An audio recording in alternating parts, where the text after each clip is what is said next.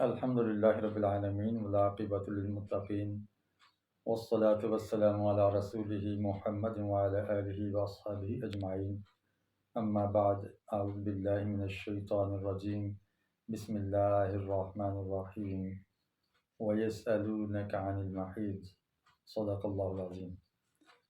محترم سامعین، آج سورہ بقرہ کا رکوع نمبر 28 ہے، جس کو ہم سمجھنے کی کوشش کریں گے۔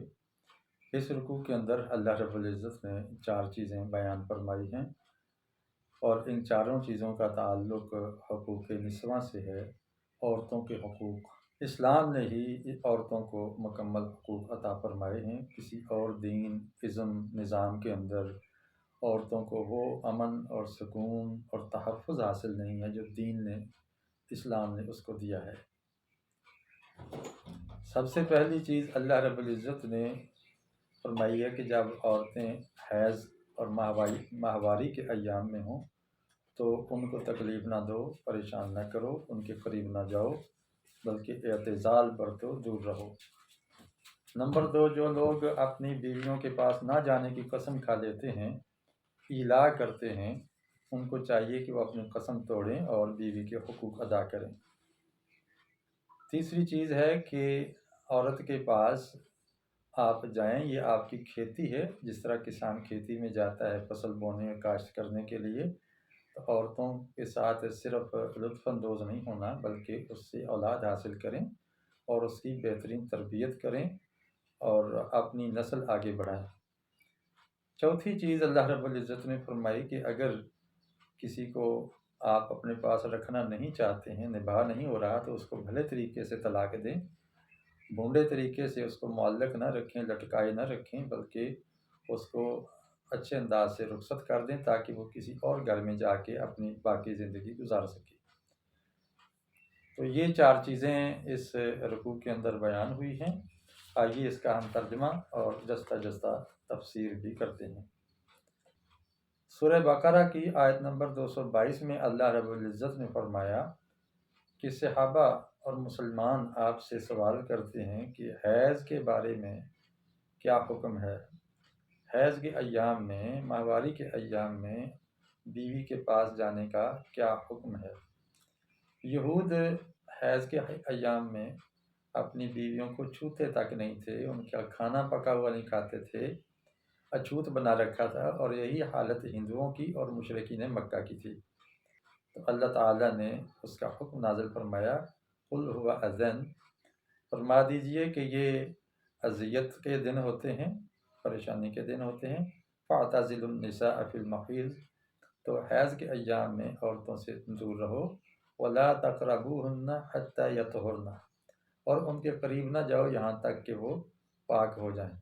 یعنی ایک طرف تو بالکل اچھوت بنا کے رکھنا ہے، دوسرا ہے کہ ماہواری کے ایام میں عورت سے استفادہ کرنا ہے۔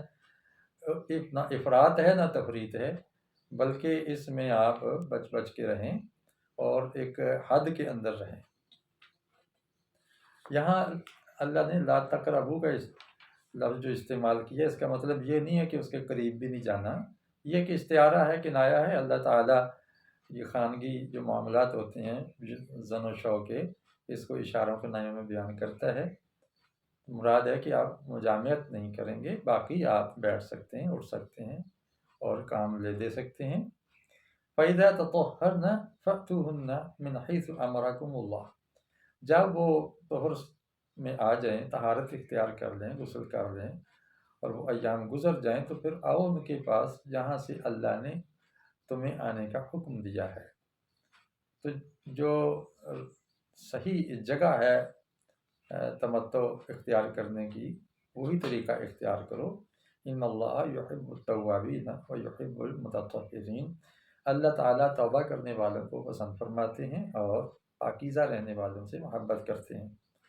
نساؤکم حرث لکم، دیکھو تمہاری عورتیں، تمہاری بیویاں، تمہاری کھیتیاں ہیں۔ فأتوا حرثکم انا شئتم، آؤ اپنی کھیتیوں میں جہاں سے تم چاہو، آگے پیچھے، کھڑے بیٹھے لیٹے، جیسا بھی ہے۔ آنا کھیتی میں ہے، دائیں بائیں منہ نہیں مارنا۔ وقدموا لانفسکم، اور اپنے لیے آگے کچھ بھیجو، مراد ہے کہ اولاد حاصل کرو، پھر اولاد آ جائے تو اس کی تربیت کرو، تعلیم کا بندوبست کرو، تاکہ آپ کی ناموری اور آپ کی نسل کو آگے چلا سکیں اور آپ کی نیک نامی کو برقرار رکھ سکیں۔ اور نیک لوگوں کو تو ضرور یہ کام کرنا چاہیے، تاکہ وہ نیک ہے تو نیک لوگوں کی اولاد آگے اچھے ماحول میں تربیت پائے گی اور معاشرے کو بہترین افراد ملیں گے۔ واتقوا اللہ، لیکن اللہ کا تقوی ضرور اختیار کیے رکھنا۔ وَاعْلَمُوا أَنَّكُمْ مُلَاقُوهُ، اور یاد رکھو اس میں اگر تم غلطیاں کرو گے خانگی زندگی میں، خاندانی معاملات میں، تو جان رکھو کہ تمہیں ملنا تو اللہ ہی سے ہے، اللہ سے ملاقات ہوگی، وہ باز پرس کرے گا۔ لہٰذا یہ زندگی صرف مزے لینے اور انجوائے کرنے کی نہیں ہے، بلکہ یہ تو امتحان گاہ ہے، آزمائش ہے۔ اس میں آپ سے ایک ایک پل کا حساب ہوگا۔ اس لیے ہر معاملہ جو ہے مومن کا، یا وہ گناہ کا ہوتا ہے یا ثواب کا ہوتا ہے، حتیٰ کہ جو میاں بیوی کے تعلقات ہیں خصوصی، وہ بھی اجر کا باعث بنتے ہیں، اور اگر ان کو غلط استعمال کیا جائے تو وہ گناہ کا باعث بنتے ہیں۔ اللہ نے فرمایا کہ جو لوگ ایمان والے ہیں اور تقوی اختیار کرنے والے ہیں، ان کو خوشخبری سنا دو، وَبَشِّرِ الْمُؤْمِنِينَ، ان کو دنیا میں بھی امن و خوشحالی کی خوشخبری، خوشگوار زندگی کی خوشخبری دے دو، اور آخرت میں بھی ان کو بہترین بشارتیں سنا دو۔ وَلَا تَجْعَلُوا اللَّهَ عُرْضَةً لِأَيْمَانِكُمْ أَن تَبَرُّوا وَتَتَّقُوا۔ آگے اللہ تعالیٰ نے قسم کا معاملہ فرمایا ہے کہ بعض لوگ قسم کھاتے ہیں کہ میں یہ نیک کام نہیں کروں گا، فلاں سے میں پوری زندگی نہیں بولوں گا، یا بیوی کے ساتھ میں کلام نہیں کروں گا، یا کوئی بھی میں فلاں کو بالکل نہیں نوازوں گا، وہ تو بہت برا آدمی ہے۔ تو دیکھو، نوازنا، تعلق رکھنا، صلہ رحمی کرنا، یہ تو اچھے کام ہیں۔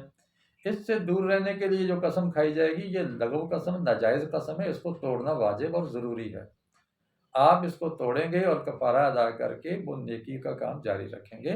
اور اللہ کے نام کو اس غلط جگہ استعمال نہ کرو کہ آپ کہتے ہیں جی خدا کی قسم میں تیرے گھر کو برباد کر دوں گا، تو اب یہاں خدا کی قسم، بھئی کیوں رب کا سہارا لے رہے ہو، رب کی آڑ لے رہے ہو، جبکہ تم خرابی کا عزم کر رہے ہو۔ نیکی کے کام کرنے کے لیے تو قسم کھا لو، لیکن برائی کا کام کرنے کے لیے کیوں تم قسم کھا رہے ہو؟ اسی طرح کی قسم سے اللہ تعالیٰ نے منع فرمایا ہے۔ وَلَا تَجْعَلُوا اللَّهَ عُرْضَةً، اللہ کے نام کو ڈھال نہ بناؤ، لِأَيْمَانِكُمْ، اپنی قسموں کے لیے۔ ایمان ایک ہوتا ہے، ایک ایمان ہوتا ہے۔ ایمان میں نے یقین، دل کے اندر جو بات بیٹھ جائے اس کو ایمان کہتے ہیں، اور ایمان یمین کی جمع ہے جس کا معنی ہوتا ہے قسم۔ ان تبروا وتتقوا، کہ تم نیکی کرو یا تقوی اختیار کرو، وتصلحوا بین الناس، اور لوگوں کے درمیان صلح کروا دو، تو ان کاموں سے دور رہنے کے لیے تم قسمیں مت کھاؤ۔ واللہ سمیع علیم، اللہ سننے والا ہے، جاننے والا ہے۔ اس لیے اگر کھا لی ہیں تو قسم توڑ کے وہ سلسلہ جاری رکھو۔ رسول اکرم صلی اللہ علیہ وسلم نے بھی ایک دفعہ قسم کھائی تھی کہ میں اپنی بیویوں کے پاس نہیں جاؤں گا، یا یہ میں حلال چیز شہد ہے یہ نہیں کھاؤں گا، تو اللہ تعالیٰ نے فرمایا کہ یہ آپ کو رجوع کرنا ہوگا، یہ قسم توڑنا ہوگی۔ لا یؤاخذکم اللہ باللغو فی ایمانکم۔ اب سوال پیدا ہوتا ہے کہ بہت سی قسمیں ہماری زبان پہ چڑھی ہوتی ہیں، بات بات پہ قسم کھاتے ہیں، حتیٰ کہ اسلام لانے سے پہلے جو لوگوں کی عادت بنی ہوتی ہے، بتوں کے نام کی قسم، مجھے ماں قسم، مجھے بہن کی قسم، مجھے بیٹی کی قسم، وطن کی قسم، یا لات و عزیٰ کی قسم، حبل منات کی قسم، غیر اللہ کی قسمیں کھانے کی جو عادت پڑ چکی ہوتی ہے، تو یہ اگر اسی تقیہ کلام کے طور پر نکل جاتی ہے زبان سے بات، دل میں ارادہ نہیں ہے قسم کھانے کا، تو اللہ تعالیٰ اس قسم کو معاف کر دے گا، اس پر گرفت نہیں کرے گا، اگرچہ اس عادت کو ترک بھی کر دینا چاہیے، لیکن اس پر کوئی کفارہ نہیں ہے۔ وَلَٰكِن يُؤَاخِذُ، رب کیا فرماتے ہیں کہ لا یؤاخذکم اللہ باللغو فی ایمانکم، اللہ تمہارا مواخذہ نہیں کرے گا لغو میں، جو تم اپنی قسموں میں فضول قسم کی قسمیں اٹھا لیتے ہو، اس پر اللہ تعالیٰ گرفت نہیں کرے گا۔ تو کس پہ گرفت کرے گا؟ وَلَٰكِن يُؤَاخِذُكُم بِمَا كَسَبَتْ قُلُوبُكُم، تمہارا مواخذہ، تمہاری پکڑ اس پر ہوگی کہ جو تمہارے دلوں نے کمایا ہوگا۔ دل سے قسم کھائی جان بوجھ کے، اور دھوکہ دینے کے لیے گویا آپ دوسروں کو یقین دلا رہے ہیں کہ میں بڑا سچا ہوں، خدا کی قسم میں آپ کے ساتھ کبھی فراڈ نہیں کروں گا، حالانکہ نیت فراڈ کرنے کی، تو یہ غلط ہے، اس پر گرفت ہوگی۔ واللہ غفور حلیم، باقی اللہ تعالیٰ بخشش کرنے والا ہے، علم اور بردباری اختیار کرنے والا ہے۔ تو آپ اگر ان ساری بری چیزوں سے ہٹ جائیں گے، بچ جائیں گے، توبہ کر لیں گے، تو اللہ معاف بھی فرما دیں گے۔ آگے اللہ تعالیٰ نے ایلا کا مسئلہ بیان کیا ہے کہ بندہ اب کہتا ہے کہ میں خدا کی قسم اپنی بیوی کے قریب نہیں جاؤں گا، اللہ کی قسم اٹھا کے کہتا ہے، تو اس کو چاہیے کہ 4 مہینے کے اندر اندر وہ رجوع کر لے، اور اگر نہ 4 مہینے کے بعد اس کو فیصلہ کرنا ہوگا کہ اس کو گھر بسانا ہے یا اجاڑنا ہے، یا جو جج ہے، قاضی ہے، وہ فیصلہ کر دے گا، جدائی کر دے گا۔ یہ عورت کا بنیادی حق ہے کہ وہ شوہر کے ساتھ رہے اور اس کی سرپرستی میں زندگی بسر کرے۔ اب عورت کو لٹکائے رکھنا، اور یہاں جس علاقے میں میں رہ رہا ہوں عجیب و غریب خبریں سننے کو ملتی ہیں کہ عورتیں روٹھ کے بیٹھ جاتی ہیں، پھر وٹے سٹے کی شادی ہے، نکاح شگار ہے، ایک اگر خاتون گئی ہے تو وہ اس کی بیٹی کو بھی گھر بھیج دیتے ہیں کہ جاؤ تم بھی یہاں نہیں رہ بس سکتی، حالانکہ وہ میاں بیوی آپس میں راضی۔ تو یہ اس طرح کی کبھی قسم کی رسمیں یا عادتیں، ان کو اللہ تعالیٰ ختم کرنا چاہتے ہیں، اور یہ عورتوں پر ظلم ہے، لڑکیوں پر ظلم ہے کہ اس کو گھر بٹھائے رکھنا ہے، یا کہا جائے کہ تم روٹ جاؤ، گھر نہ جا بسو، یا خاوند قسم اٹھا لیتا ہے کہ میں اس کو گھر میں نہیں رکھوں گا۔ تو یہ بہت بری بات ہے۔ اللہ فرماتے ہیں کہ للذین یؤلون من نسائہم، وہ لوگ جو اپنی عورتوں کے ساتھ، بیویوں کے ساتھ ایلا کر لیتے ہیں، تو وہ کیا کریں؟ تربص 4 اشہر، ان کے لیے 4 مہینے کی مہلت ہے۔ فَإِنْ فَاءُوا فَإِنَّ اللَّهَ غَفُورٌ رَحِيمٌ، اب اگر وہ پلٹ آتے ہیں اور بیوی کو بسا لیتے ہیں، اس سے وہ خصوصی تعلق قائم کر لیتے ہیں، تو اللہ بخشنے والا ہے، رحم فرمانے والا ہے۔ وَإِنْ عَزَمُوا الطَّلَاقَ، اور اب اگر وہ طلاق کا عزم کر لیتے ہیں، ٹھان لیتے ہیں، فَإِنَّ اللَّهَ سَمِيعٌ عَلِيمٌ، تو اللہ تعالیٰ سننے والا ہے، علم رکھنے والا ہے، تو آپ طلاق دے دو۔ وَالْمُطَلَّقَاتُ يَتَرَبَّصْنَ بِأَنفُسِهِنَّ، اب جن کو آپ نے طلاق دی ہے، ان عورتوں کو رکے رہنا چاہیے، وہ اپنے آپ کو روکے رکھیں، 3 قروء، 3 حیض تک۔ یہ جو 3 حیض رکھا ہے، 3 پیریڈز رکھے ہیں، تقریباً یہ مہینے بعد ماہواری کسی کو آتی ہے، 1.25 ماہ کے بعد آتی ہے، یا مختلف روٹینز ہوتی ہیں، تو اس دورانیے میں 3-4 مہینے مل جاتے ہیں سوچ بچار کے، تاکہ جانے بیانے میں سے کسی کا دل نرم ہو جائے اور گھر بس جائے، دوبارہ رجوع ہو جائے۔ اس لیے اللہ تعالیٰ نے اس کے اندر حکمت رکھی ہوئی ہے۔ اب جو بندہ ایک ہی محفل میں 3 طلاقیں دے لیتا ہے، وہ اس سے معروم ہو جاتا ہے، ظلم کرتا ہے اپنے اوپر بھی اور اپنی اہلیہ کے اوپر بھی۔ اس لیے اللہ تعالیٰ نے یہ عدت کے ایام رکھے ہیں سوچ بچار کے لیے، اصلاح احوال کے لیے۔ وَلَا يَحِلُّ لَهُنَّ أَن يَكْتُمْنَ مَا خَلَقَ اللَّهُ فِي أَرْحَامِهِنَّ، اب اگر طلاق یافتہ عورت کے پیٹ میں کوئی بچہ ہے، حمل ہے، تو اس کو چاہیے کہ وہ بتا دے کہ میرے پیٹ میں حمل ہے، وہ چھپائے نہیں۔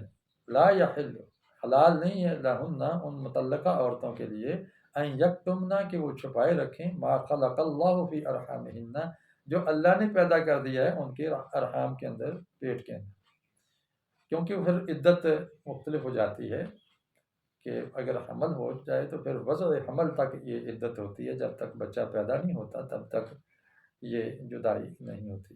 ان کن یؤمن باللہ والیوم الآخر، اب ظاہر یہ اللہ کا قانون ہے، اگر اللہ کے قانون پر تمہیں اعتماد اور ایمان ہے، اور آخرت کے بعض پرس کا تمہیں خیال اور دھیان ہے، تو پھر تمہیں اللہ کے اس معاشرتی نظام کو قبول کرنا ہوگا، نافذ کرنا ہوگا۔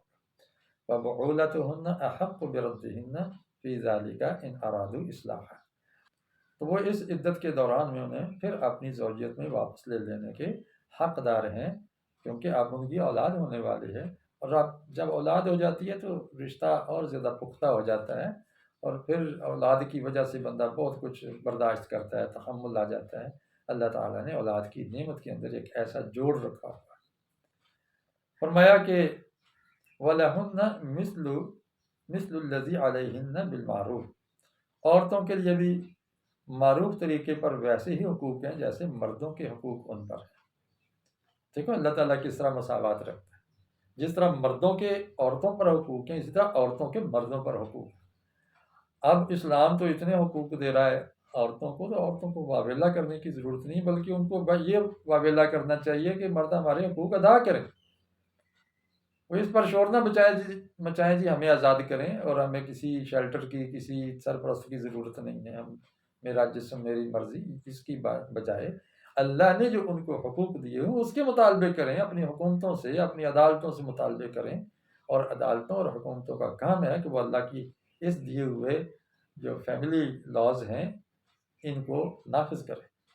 وَلِلرِّجَالِ عَلَيْهِنَّ دَرَجَةٌ، البتہ مردوں کو بہرحال ایک درجہ ان پر حاصل ہے گھر کے اندر اور خاندان کے اندر، فوقیت تو بہرحال مرد کے ہے، اس کے اندر طاقت ہے، تحفظ کی قوت ہے، اس کے اوپر ذمہ داریاں زیادہ ہیں، معاشی وسائل فراہم کرنا وہ مرد کے ذمہ ہوتا ہے، اور جس گھر میں مرد نہیں ہے، صرف عورت ہو یا بچے ہوں، تو بتائیے کتنا ہر وقت خطرے میں ہوتا ہے وہ گرانا۔ اس لیے اللہ تعالیٰ نے مرد کو ایک درجہ دے رکھا ہے، واللہ عزیز حکیم، اور اللہ تعالیٰ عزت والا اور حکمت والا ہے، غلبے والا ہے۔ اگر تم اس کی ان پالیسیوں کو نافذ نہیں کرو گے تو یاد رکھو فیصلہ تو بہرحال اللہ ہی کا نافذ ہو کے رہے گا، اس کو چاہے آپ خوشی سے مان لیں یا نقصان اٹھا کر جبر مانیں، ماننا تو رب ہی کا نظام ہوگا۔ اللہ تعالیٰ ہمیں دین اسلام پر راضی ہونے کی توفیق عطا فرمائے، محمد مصطفیٰ علیہ السلام کو اپنا رہبر ماننے اور اس پر راضی ہونے کی توفیق عطا فرمائے، اور قرآن کو اپنا دستور حیات تسلیم کرنے، ماننے اور اپنانے کی توفیق عطا فرمائے۔ وآخر دعوانا ان الحمد للہ رب العالمین۔